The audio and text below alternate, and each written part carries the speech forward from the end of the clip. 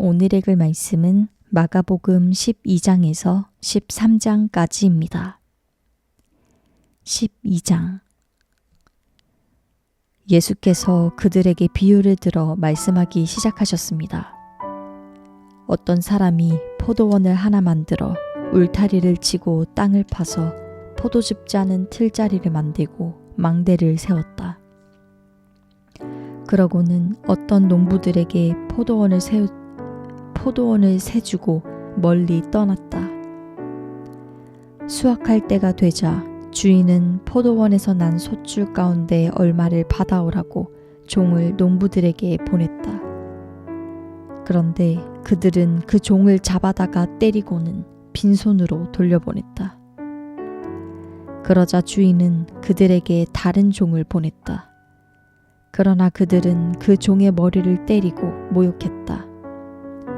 주인은 또 다른 종을 보냈지만 그들은 그 종을 죽여버렸다. 그러고 나서도 주인은 계속해서 다른 종들을 많이 보냈는데 농부들은 그 종을 때리고 더러는 죽이기도 했다. 주인에게는 이제 단 한 사람, 바로 사랑하는 자기 아들이 남아 있었다. 그는 마지막으로 아들을 보내면서 그들이 내 아들은 존중하겠지 라고 말했다. 그러나 농부들은 자기들끼리 수군거렸다. 이 사람은 상속자다. 가서 그를 죽이자. 그러면 그 유산은 우리 차지가 될 것이다. 그리하여 농부들은 아들을 데려다가 죽이고 포도원 밖으로 내던져 버렸다. 이렇게 되면 포도원 주인이 어떻게 하겠느냐?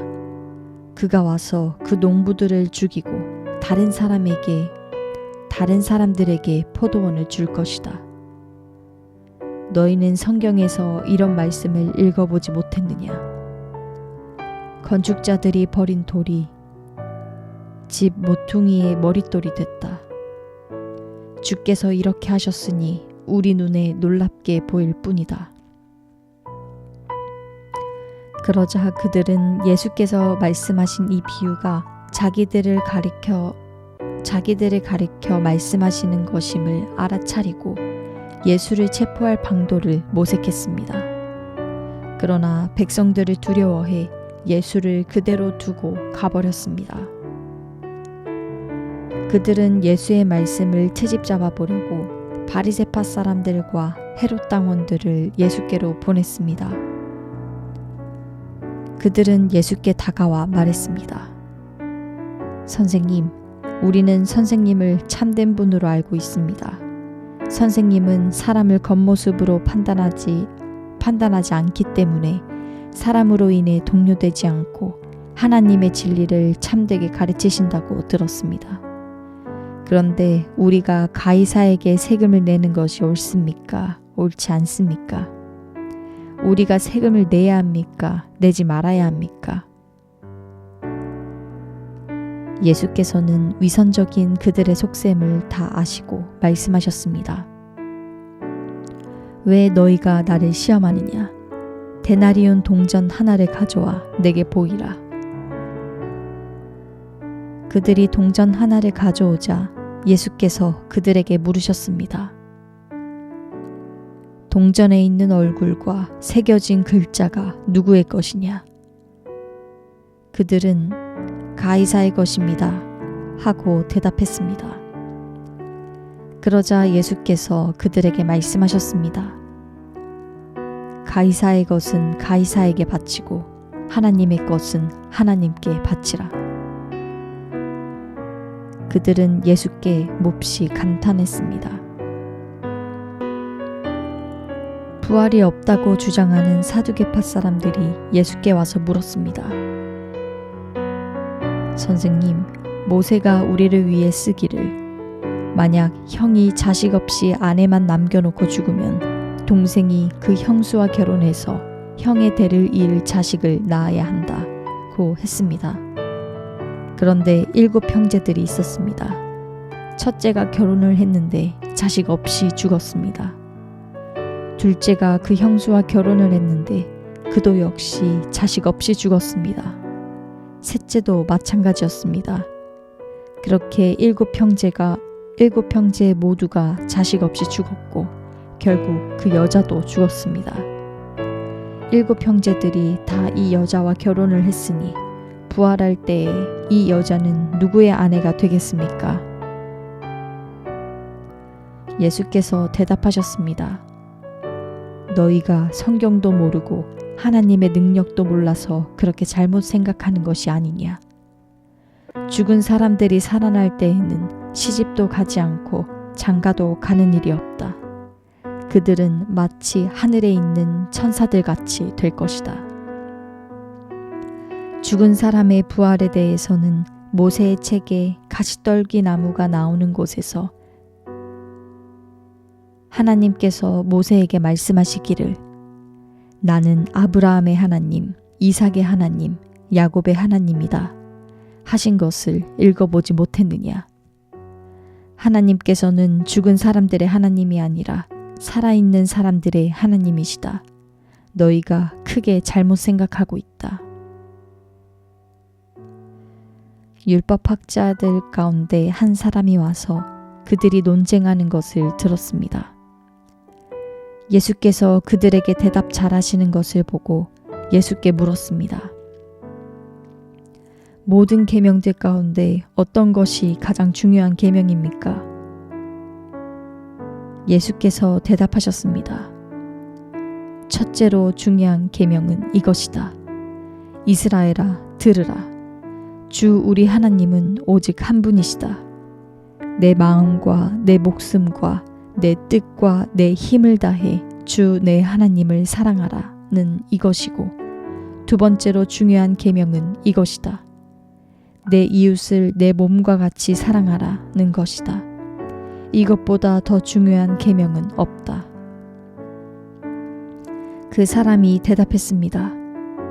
선생님, 옳은 말씀입니다. 하나님은 오직 한 분이시고 하나님 한 분 외에는 다른 신이 없다는 말씀이 옳습니다. 온 마음과 모든 지혜와 온 힘을 다해 하나님을 사랑하는 것과 이웃을 자기 몸같이 사랑하는 것이 모든 번제물과 희생제물보다 더 중요합니다. 예수께서는 그가 지혜롭게 대답하는 것을 보시고 너는 하나님 나라로부터 멀리 있지 않구나 라고 말씀하셨습니다. 그 뒤로는 감히 예수께 더 묻는 사람이 없었습니다. 예수께서 성전에서 가르치시면서 물으셨습니다. 어째서 율법학자들이 그리스도를 다윗의 자손이라고 하느냐? 다윗 자신이 성령으로 감동돼 이렇게 친히 말했다. 주께서 내 주께 말씀하셨다. 내가 내 원수들을 내 발 아래 굴복시킬 때까지 너는 내 오른편에 앉아 있어라. 다윗 자신도 그분을 주라고 불렀는데 어떻게 그리스도가 다윗의 자손이 될 수 있겠느냐? 많은 사람들이 예수의 말씀을 기쁘게 들었습니다.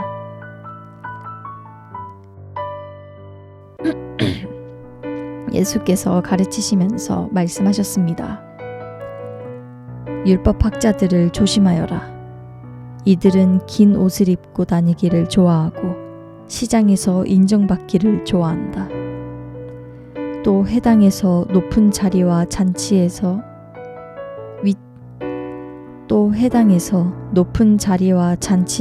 윗자리에 앉기를 좋아한다. 그들은 과부의 집을 삼키고 남에게 보이려고 길게 기도한다. 이런 사람들은 더 큰 심판을 받을 것이다. 예수께서는 성전 헌금함 맞은편에 앉아 사람들이 헌금함에 돈 넣는 것을 보고 계셨습니다. 많은 부자들이 큰 돈을 넣었습니다. 그런데 가난한 과부 한 사람이 다가오더니 렙돈 동전 2개, 곧 1고드란트를 넣었습니다. 예수께서 제자들을 불러서 말씀하셨습니다. 내가 너희에게 진실로 말한다. 이 가난한 과부가 어느 누구보다 더 많은 헌금을 드렸다. 그들은 모두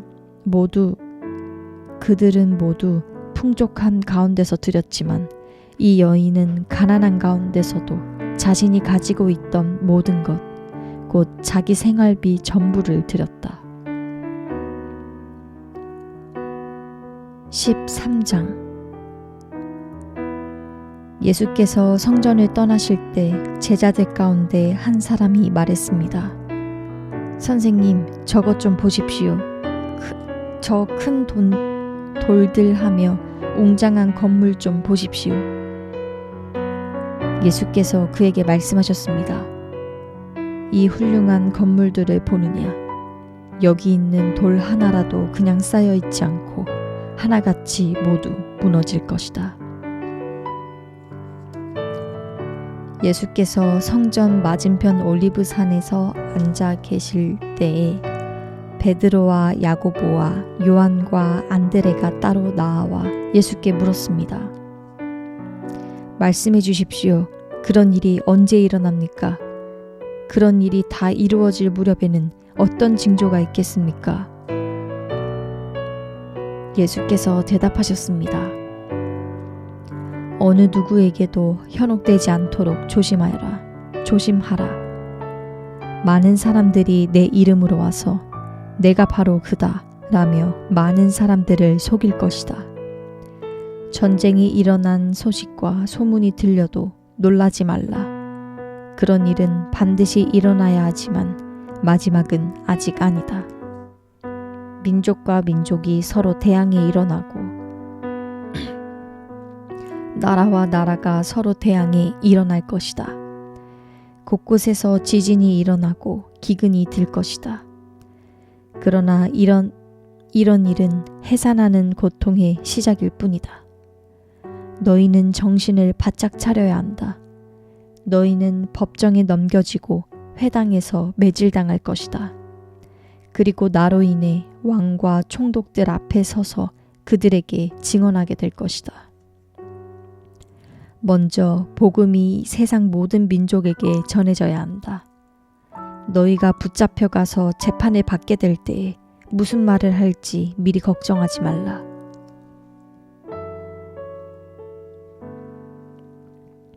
때에 맞게 너희에게 주시는 말만 하면 된다. 말하는 분은 너희가 아니라 성령이시다. 형제가 형제를, 아버지가 자식을 배신해 죽게 내어줄 것이다. 자식들이 부모를 배역해 죽게 만들 것이다. 모든 사람들이 나로 인해 너희를 미워할 것이다. 그러나 끝까지 견디는 사람은 구원받을 것이다.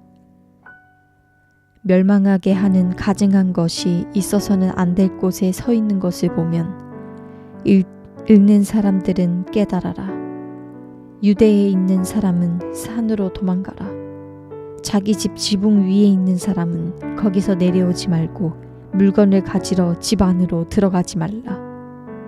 들에 있는 사람은 겉옷을 가지러 돌아가지 말라. 임신한 여인들이나 젖먹이는 어머니들에게는 그날들이 얼마나 끔찍할지 모른다. 이런 일이 겨울에 닥치지 않도록 기도하라. 그때가 환난의 날들이 될 것이기 때문이다. 이와 같은 환난은 태초에 하나님께서 세상을 창조하신 이후 지금까지 없었고 또 앞으로도 없을 것이다.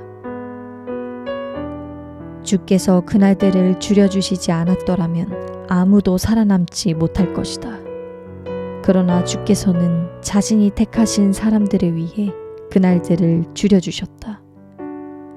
그때 누가 너희에게 보라, 여기 그리스도가 있다. 보라, 그리스도가 저기 있다. 고 해도 믿지 말라. 가짜 그리스도들과 가짜 예언자들이 나타나 표적과 기사를 보이면서 가능한 한 택함받은 사람들까지도 미혹할 것이다. 그러므로 정신을 바짝 차리라. 그때가 오기 전에 이 모든 것을 너희에게 미리 알려두는 것이다. 그러나 환난이 지나가면 해가 어두워지고 달이 빛이 내지 않을 것이며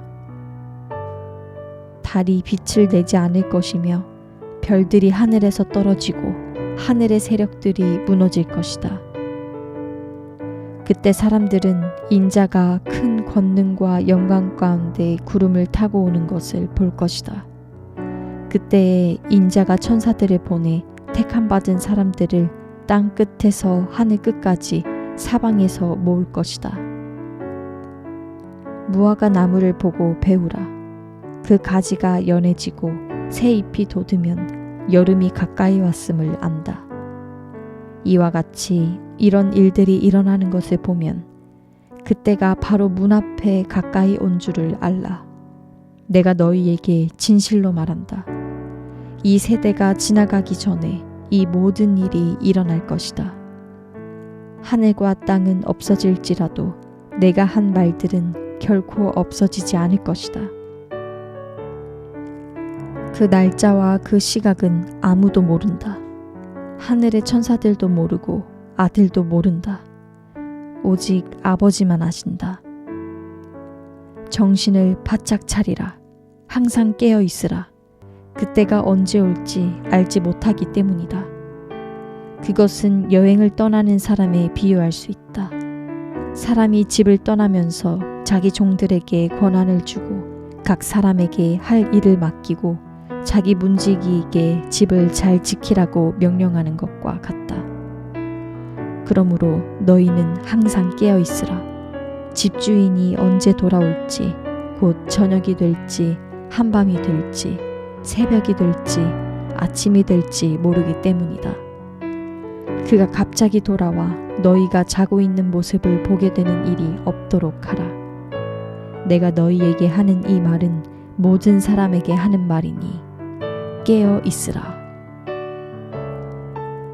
아멘.